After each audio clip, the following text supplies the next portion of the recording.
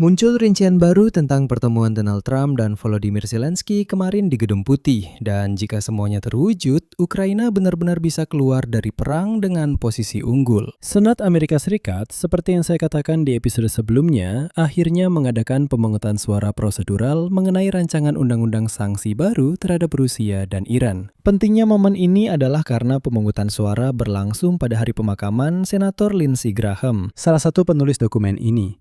Dan tepat setelah pertemuan tertutup para senator dengan Presiden Ukraina, Volodymyr Zelensky, yang datang ke Amerika Serikat sehari sebelumnya.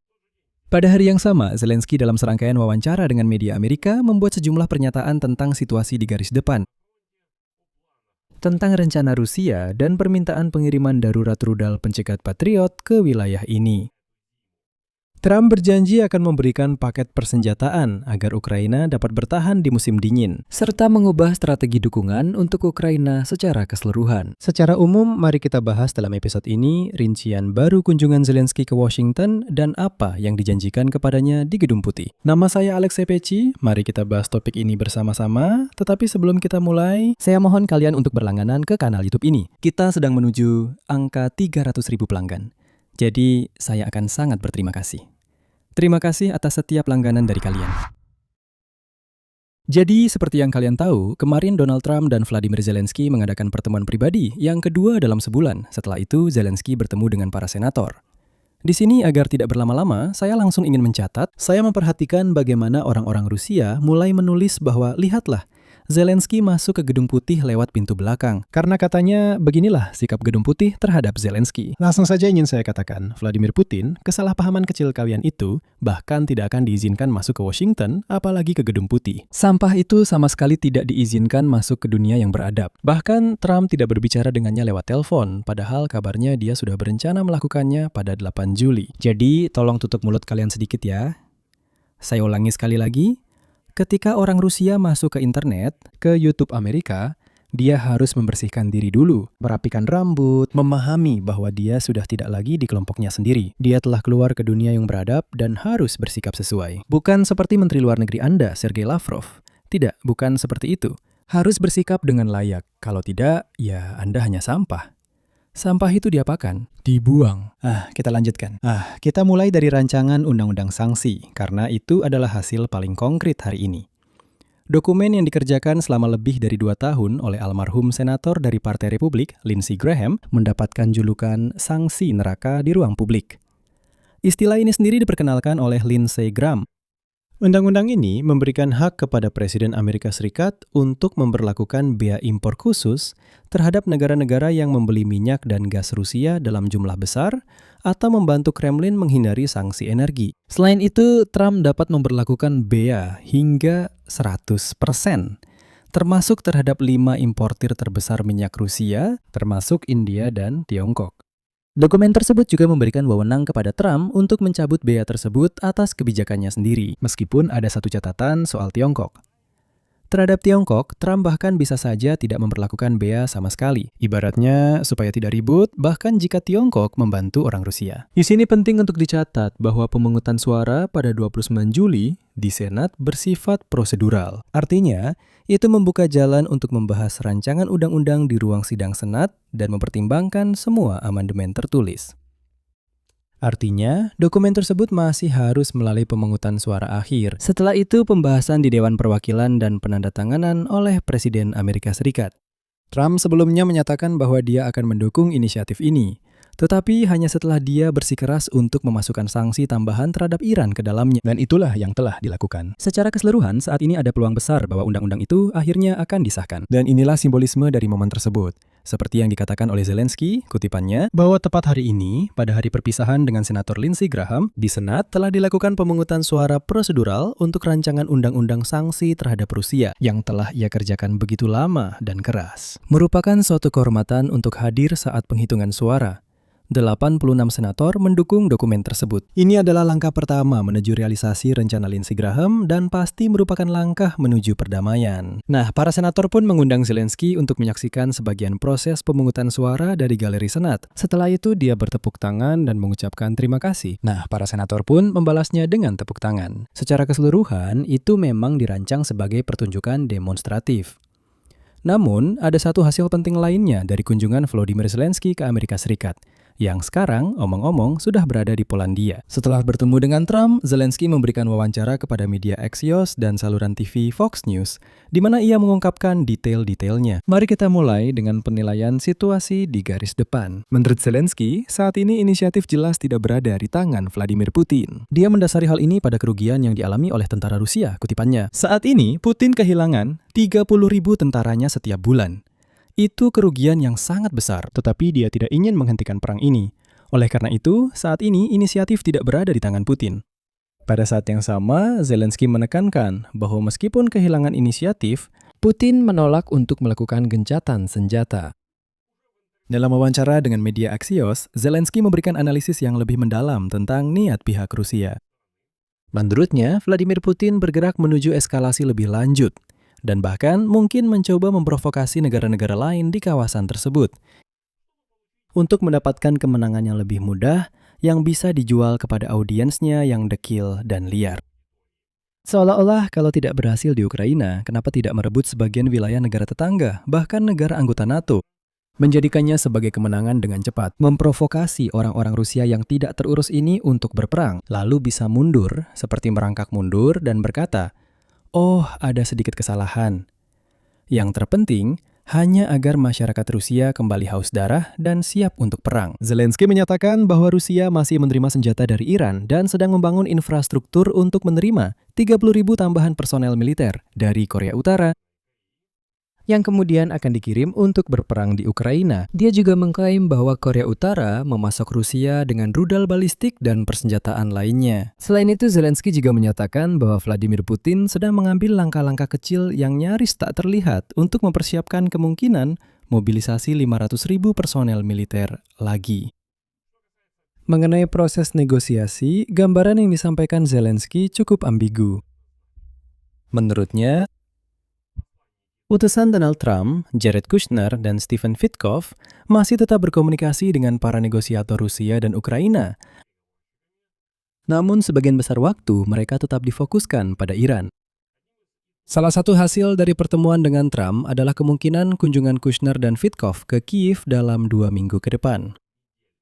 Ini akan menjadi perjalanan pertama mereka ke Ukraina setelah beberapa kunjungan ke Rusia. Dan Zelensky mengatakan bahwa dia ingin mendiskusikan secara rinci dengan mereka tentang ide-ide untuk memulai kembali perundingan damai dan ingin mereka melihat situasi di Ukraina secara langsung dengan mata kepala sendiri. Katanya, itu memang keren, seperti yang dikatakan JD Vance. Saya melihat apa yang terjadi di Ukraina lewat story dan reels di Instagram. Tapi yang terbaik adalah melihatnya langsung dengan mata kepala sendiri. Bagaimana rudal-rudal Rusia menghancurkan rumah sakit, sekolah, menghancurkan rumah-rumah tinggal, membunuh anak-anak di Ukraina, membunuh warga sipil, menghancurkan pembangkit listrik, menyerang toko-toko, gudang-gudang makanan, dan sebagainya. Inilah yang harus dilihat dengan mata kepala sendiri agar bisa memahami dengan binatang buas seperti apa yang sedang dihadapi oleh orang-orang Ukraina. Nah, menurut kata-kata Zelensky, Kushner dan Witkoff masih berusaha untuk mencapai gencatan senjata, untuk menciptakan ruang bagi diplomasi. Tetapi Zelensky sendiri skeptis. Dia tidak percaya bahwa Vladimir Putin akan setuju pada jeda dalam pertempuran.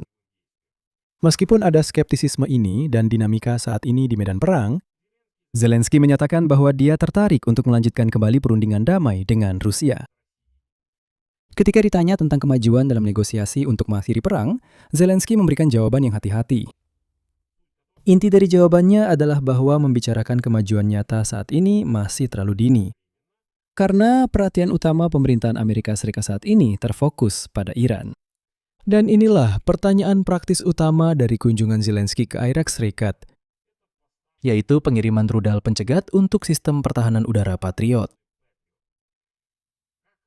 Seperti yang dikatakan sendiri oleh Zelensky, dia meminta kepada Trump agar segera memberikan paket rudal yang disebut paket musim dingin untuk Patriot kepada Ukraina, untuk menangkal serangan Rusia terhadap infrastruktur energi. Menurutnya, Ukraina berharap bisa mendapatkan 300 rudal pencegat rudal balistik pada musim dingin. Zelensky juga menyatakan bahwa selama pertemuan pada hari Selasa, Trump setuju untuk mempercepat pemberian lisensi produksi rudal pencegat seperti itu untuk Patriot. Namun, ia juga menegaskan bahwa meskipun sudah mendapatkan lisensi untuk memulai produksi sejumlah besar pencegat, akan membutuhkan waktu antara 1 hingga 5 tahun. Menurut Zelensky, jangka waktu seperti itu tidak dapat diterima karena rudal antibalistik sangat dibutuhkan Ukraina menurutnya, bahkan sejak kemarin. Dia menekankan bahwa Trump berjanji akan mencoba membantu, tetapi secara langsung menyatakan bahwa hal itu sulit karena Amerika Serikat sendiri membutuhkan pencegat tersebut di tengah perang dengan Iran. Nah, setelah kunjungan ke Gedung Putih, Zelensky juga menyampaikan bahwa dia telah bertemu langsung dengan perwakilan Amerika dari perusahaan pertahanan Amerika, Lockheed Martin dan Raytheon, yang memproduksi rudal pencegat itu. Namun, sudah muncul bocoran informasi bahwa perusahaan-perusahaan itu sendiri enggan untuk mentransfer teknologi. Mereka masih mencoba untuk berhati-hati, mencari jaminan dari Trump dan sebagainya. Namun, konteks permintaan Zelensky kepada Trump ini sangat penting. Misalnya, menurut data Angkatan Udara Angkatan Bersenjata Ukraina, selama serangan aktif besar-besaran pada malam tanggal 6 Juli, sayangnya, pasukan pertahanan udara tidak berhasil mencegat satupun rudal balistik. Hal ini terjadi karena kekurangan amunisi untuk Patriot. Katanya, pasukan pertahanan udara Ukraina terpaksa hanya bisa menyaksikan saat rudal-rudal Rusia menyerang Ukraina. Ngomong-ngomong, di sini juga diangkat sebuah cerita tersendiri. Ini tentang hubungan Ukraina dengan Israel dalam konteks isu Iran, meskipun tidak ada informasi langsung tentang hal itu. Tidak ada informasi di sumber terbuka mengenai apa yang sebenarnya dibahas dalam pertemuan dengan Trump soal ini. Tapi di internet, kemarin kami sudah membahasnya, itu ada di saluran Telegram saya. Sudah beredar videonya, di mana Zelensky dan Netanyahu tampak sangat emosional membahas sesuatu di pemakaman Senator Lindsey Graham. Saya pikir dalam beberapa hari ke depan akan muncul informasi di sini tentang hal itu. Apakah mungkin terjadi pendekatan antara Israel dan Ukraina mengenai masalah ini? Mengenai penilaian umum tentang apa yang terjadi di Washington, misalnya, media Financial Times menggambarkan pertemuan antara Trump dan Zelensky sebagai, kutipan, perubahan tajam dalam posisi Trump terhadap Ukraina. Menurut Financial Times, penasihat terdekat Presiden Ukraina mengatakan kepada media tersebut bahwa Zelensky selalu menganggap komunikasi pribadi dengan Trump sebagai cara paling efektif untuk meyakinkannya. Dan pertemuan ini bukanlah pengecualian. Katanya Trump saat ini sangat berpihak pada Ukraina, karena dia mengikuti saran para penasihatnya untuk sementara tidak berkomunikasi dengan orang Rusia yang kotor, khususnya dengan Vladimir Putin. Katanya tidak perlu pengaruh dari orang Rusia liar seperti itu. Sementara ini, bahkan jangan berkomunikasi sama sekali dengan mereka. Coba dulu pahami apa yang sebenarnya terjadi, baru nanti kamu bisa berhubungan lewat telepon dengan diktator botak Putin. Tapi kalau kembali ke soal sanksi, jelas bahwa bagi Ukraina, lolosnya rancangan undang-undang sanksi, setidaknya pada pembacaan prosedural pertama, adalah hasil nyata, meskipun baru merupakan hasil antara. Sampai undang-undang itu benar-benar berlaku, masih ada pemungutan suara final di Senat, pembahasan di Dewan Perwakilan, dan tanda tangan Presiden. Jadi, prosesnya masih jauh dari selesai. Janji Donald Trump untuk mempercepat perizinan produksi rudal Patriot juga masih sebatas niat politik, bukan pengiriman langsung rudal. Dan juga pernyataan Volodymyr Zelensky sendiri tentang waktu antara 1 hingga 5 tahun untuk memulai produksi massal menunjukkan bahwa hal ini tidak memberikan solusi langsung terhadap masalah kekurangan pencegat. Bagi Amerika Serikat, penerapan sanksi terhadap pembeli minyak Rusia di satu sisi menciptakan alat tambahan untuk menekan Moskwa. Namun pada saat yang sama membawa kerugian reputasi dan perdagangan dalam hubungan dengan India dan Tiongkok. Karena negara-negara inilah yang disebut sebagai target dalam rancangan undang-undang sanksi tersebut. Bagi Rusia, fakta adanya dukungan bipartisan terhadap sanksi di Senat dengan perbedaan 86 suara mendukung dan 12 menolak adalah sinyal bahwa masih ada konsensus di Amerika Serikat untuk tidak melonggarkan tekanan terhadap Moskow. Hal ini omong-omong bertentangan dengan strategi Kremlin untuk menunggu situasi membaik yang sebelumnya telah disebutkan oleh juru bicara Kremlin, Dmitry Peskov. Dia mengatakan bahwa, ya, kita tunggu saja, kita tunggu. Mereka jelas-jelas mengulur waktu dan sekarang itu mulai berbalik melawan mereka. Bahkan pemungutan suara prosedural saja sudah menjadi sinyal bahwa di Washington mulai ada pemahaman seperti itu. Kami mencoba menekan Ukraina untuk memberikan bahkan beberapa konsesi kepada Rusia. Itu tidak berhasil. Karena Rusia itu arogan, Rusia itu makhluk yang tidak tahu malu, itu terus maju. Dan sudah dijanjikan kesepakatan super, tapi tetap saja menolak. Jadi apa? Kita ingat kampanye pemilu dan awal masa jabatan Presiden Trump. Marco Rubio saat itu menyatakan bahwa Marco Rubio dan penasihat militer, mereka berbicara tentang adanya dua pendekatan. Jadi kita akan menekan Ukraina dan melihat apa yang akan dilakukan Rusia jika Rusia tetap saja tidak setuju, maka kita beralih ke menekan Moskow. Sedangkan untuk skenario selanjutnya, saya pikir kita bergerak ke 3 kemungkinan arah. Yang pertama,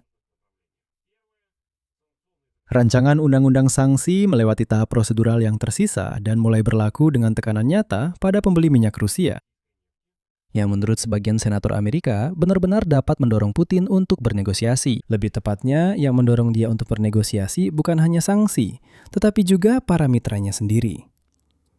Kedua, prosesnya menjadi berlarut-larut pada tahap Dewan Perwakilan Rakyat atau karena Presiden Trump menggunakan haknya untuk membatalkan tarif sesuai kebijakannya sendiri. Dan efeknya menjadi sangat terbatas. Ketiga, berkaitan dengan Patriot, pengiriman interceptor yang sebenarnya tetap terhambat karena Amerika Serikat juga membutuhkan senjata ini untuk perang melawan Iran. Dan paket musim dingin yang dijanjikan bisa. Sayangnya, tidak terwujud pada waktu yang telah dijanjikan, meskipun solusi masih bisa ditemukan. Rudal-rudal pencegat ini juga dimiliki negara-negara Eropa di gudang mereka. Hasilnya, pada 29 Juli, Senat Amerika Serikat mendukung dalam pemungutan suara prosedural rancangan undang-undang tentang sanksi neraka terhadap Rusia dan Iran dengan tarif hingga 100% terhadap pembeli terbesar energi Rusia. Volodymyr Zelensky yang pada hari yang sama berada di Washington menyebut ini sebagai langkah pertama menuju perdamaian dan pada saat yang sama menyatakan bahwa inisiatif dalam perang sudah tidak lagi berada di tangan Vladimir Putin. Namun, Rusia sedang mempersiapkan mobilisasi baru dan menerima dukungan dari Iran dan Korea Utara. Ia juga meminta kepada Donald Trump paket darurat musim dingin berupa 300 rudal pencegat Patriot dan mendapat janji untuk mempercepat perizinan produksinya, dengan catatan bahwa peluncuran produksi massal yang sebenarnya akan memakan waktu bertahun-tahun. Semua ini digambarkan oleh Financial Times sebagai pergeseran tajam sikap Donald Trump terhadap Ukraina. Namun, tidak satupun dari mekanisme yang sedang dibahas, yaitu tidak satupun, baik lisensi produksi Patriot maupun lainnya, sejauh ini belum membawa perubahan langsung, mari kita katakan, pada situasi material di garis depan. Ini adalah keputusan dengan efek yang tertunda. Pelaksanaannya tergantung pada tahap prosedural selanjutnya di Kongres dan pada jadwal produksi perusahaan pertahanan Amerika. Namun demikian, ini tetap merupakan kemajuan, dan saya rasa tidak ada yang bisa membantah hal itu.